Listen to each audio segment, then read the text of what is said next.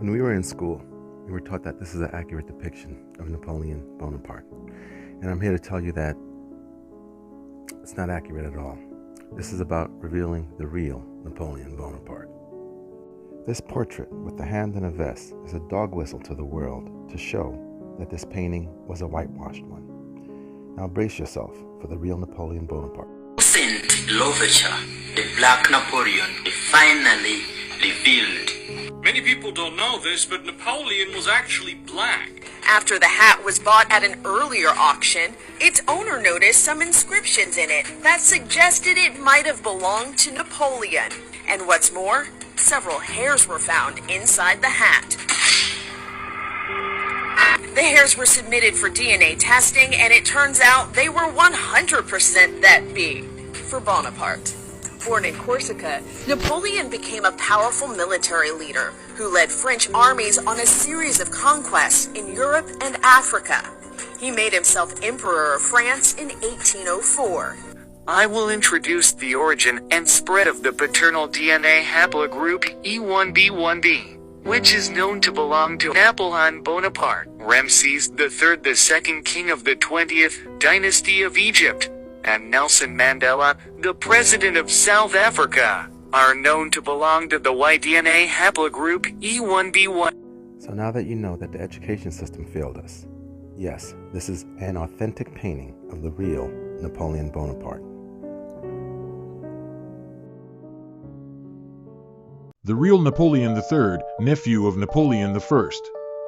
Napoleon III, whose real name was Louis Napoleon Bonaparte, he served as the President of France from 1848 to 1852 and then declared himself Emperor of the French, ruling from 1852 to 1870.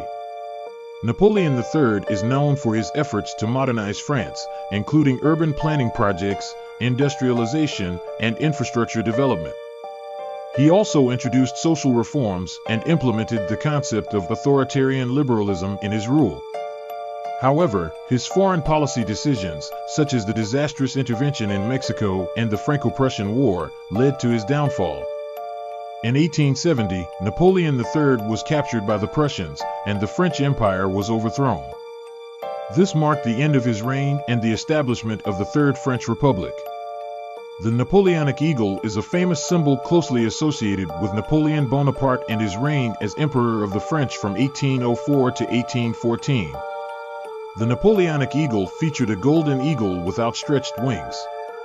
It often held a bundle of thunderbolts in its talons. The eagle was typically perched on a globe or sphere, and it held a laurel wreath in its beak.